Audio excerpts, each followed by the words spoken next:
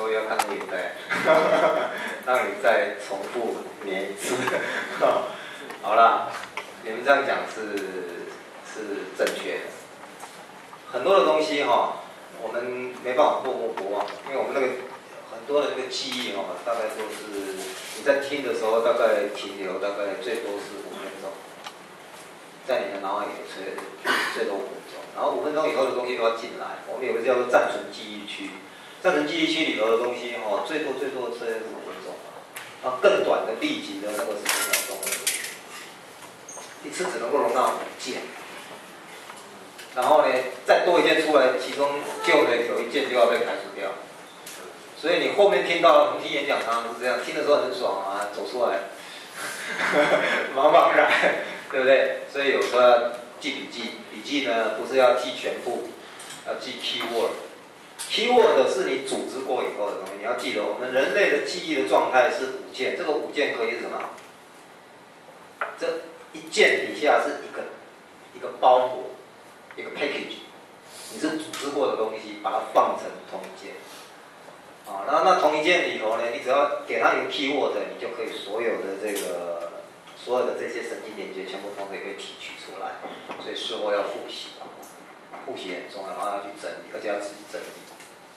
你们尝试回去可以把那个 keyword 那个老师的录影带整理出一个 keyword 出来，然后你训练看自己，就是说透过这几个 keyword， 你有没有办法就直接回忆起老师所有讲过的东西？那是一个很有效的学习的方法。不是说听完就忘了，听完当然会忘，一定会忘。我去听演讲也是一样，一定要事后要再加深，然后来去组织。组织过的东西呢，它就会变成一个 package 一件，然后随便那一件里面，只要任何一个提示，那你整个包裹你通通会记得。记忆是要有方法。好，我们底下继续看的我们讲说这个诠释呢，分有说企图去理解人类概念的形成是非常有问题的一个思想那不过我们讲说，柏拉图这个贡献至少让我们看到就是说，我们人类是不是有某一些共通的 idea， 它不是后天经验形成的？其实这就是一个问题了。刚刚我们讲说三角形可以是后天形成的，对不对？比如说我们讲到长笛，这是后天形成的概念刀叉这是后天形成的概念，对不对？可是问题在这个地方，材质，比如说金属材质，或者什么材质，木头材质，或者比如说跟手有关，跟脚有关，那这种所谓的更基础性的概念，很可能就是我们所谓叫做先天就有的概念，我们不必学。你需要学说你的手是怎么样，你的脚跟你的手是有分别的，不需要学，我们天生就会了。我们天生生出来，我们的手跟脚对应的细胞就不一样了，讲清楚吧？然后我们天生在我们的材质的那个怎么样的那个辨识的那个细胞里头，就有分金属类、木头类跟那个什么，那已经变成我们的基因了，变成我们基因里头的东西然后比如说形状呢，像这个三角形的形状，目前的研究是这样子我们可以通过形状了解各式各样的东西，对不对？比如说我们刚刚有讲到这个长笛是长条形的，然后这个刀叉也是长条形，所以我们就会发现长条，哇，一下子就来了。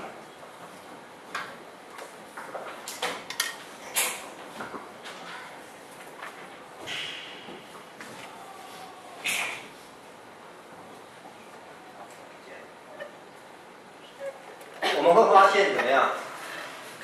长条是形状的基本元素之一然后再来呢，这个所谓的圆也是基本的形状之一然后还有一些啦，他们有统计出来，所以大概有8、9种不同的图形。譬如说我举个很简单的比如说基本图形跟我们如果透过这个基本图形去辨识外在的事物，譬如说我们举一个例子我们现在这里有一个圆锥、圆筒然后再加上一个这样的一个半弧形，对不对？我们可以有几种组织呢？光这两个哦，可以这样子啊、哦。第一种，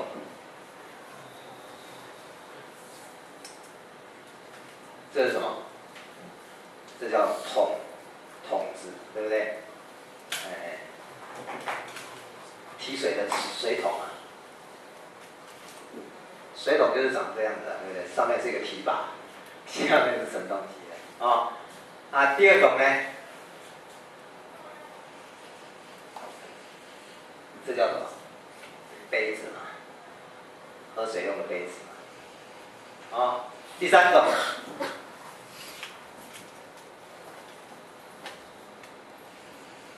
这叫什么？这叫帽子。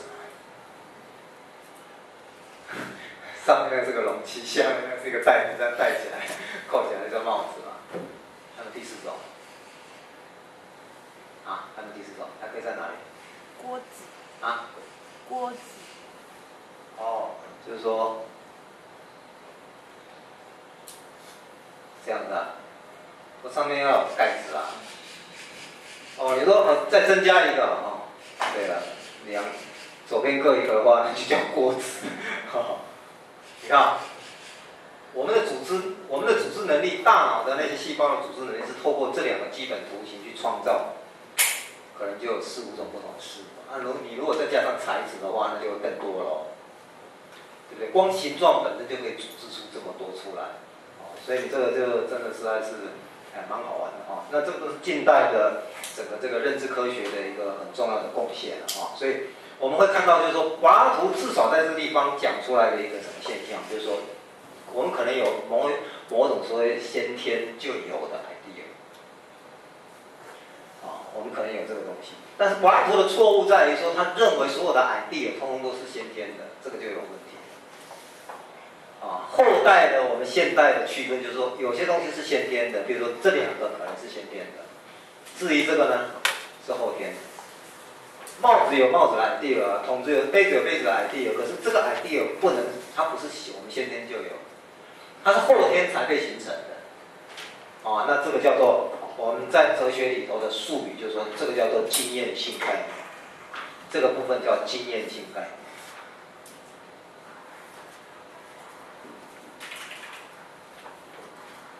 然后呢，上面的这个部分呢，叫做是怎么样？非经验的，就是先于经验，啊，叫做先于经验。非经验呢是先于经验的，我们把它叫做先天概念。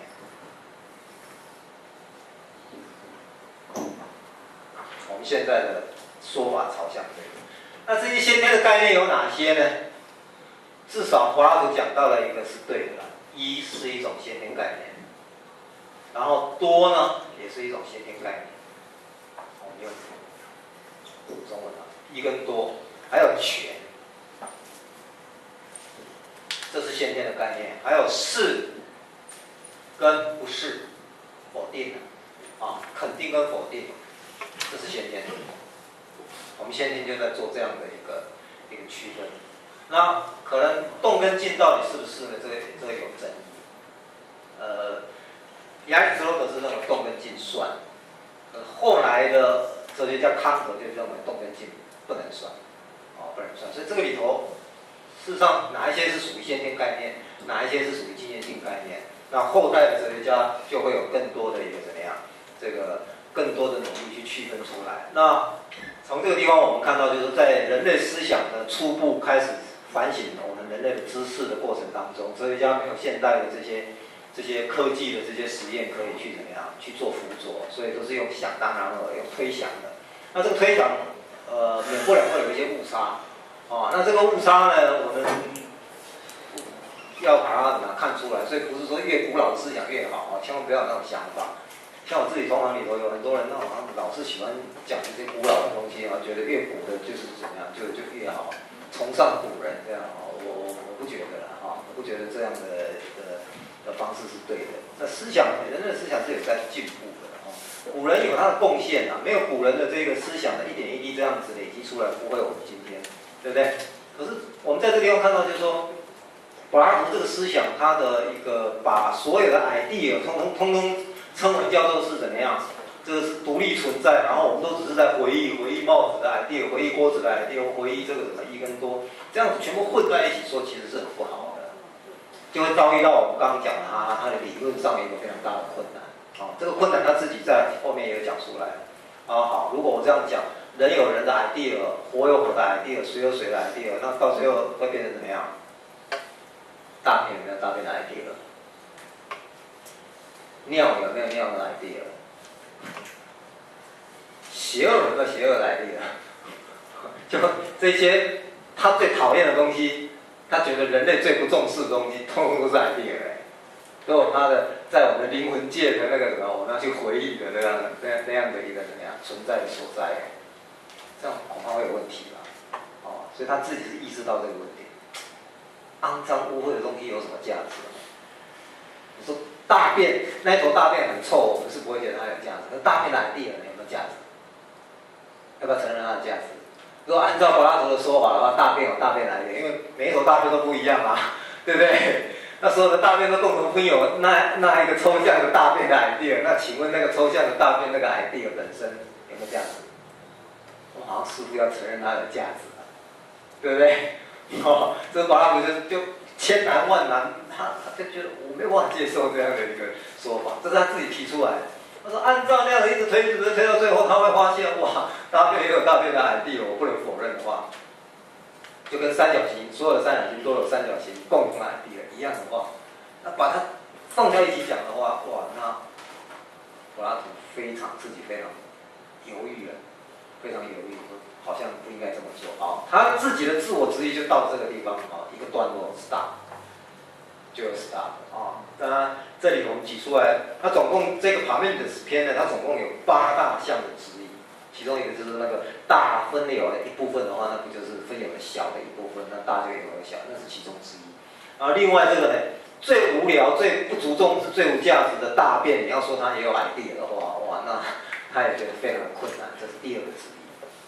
那我们就挑这2个质疑，你就可以知道，思想他自己在跟自己对话，自己在做思想的一个辩证，自己挑自己思想的毛病。但是我们现在，我们又给他挑更多的毛病。刚刚讲的每一页几乎都有毛病啊，然后呢，我们再利用现代的这个科学来去解释它，就会发现说，他是非常努力在思考，可是他的能够思考的材料非常有限，所以我们也不用强求他。我们承认他的贡献是帮我们发现像一啊、多啊这种基本 idea。这个基本 idea 我们可以说它是非经验性的。一这个 idea 你不用学。多这个 idea 你也不用学，所有的生物一生下来就会，一生下来就会。有些数的基本概念譬如说，你刚刚吃巧克力很多有些是。好，比如我们举个例子好了，猴子。你看那个庄子里头有一篇故事在讲说那个猴子啊，猴子你如果早上给它3份食量，下午给他4份食量，他下午就很高兴，就会很高兴。可是你如果早上给他4份，下午给他3份，他就非常生气。然后我们人类会讲说4加3不都等于7吗？4加3不就等于3加4吗？你吃到一天的总量不都是一样吗？对不对？问题猴子不认为一样猴子认为我下午吃的比早上多。所以下午给4份，他很高兴，因为下午吃的比早上还多，他已经忘掉昨天的事，他只记得今天早上的事。所以怎么样？我下午吃的比怎么样？比早上还多，这他可很清楚。然后另外呢，到了早上给4份，下午给3份的时候呢，他发现少，你给我少了，我很生气，你知道吗？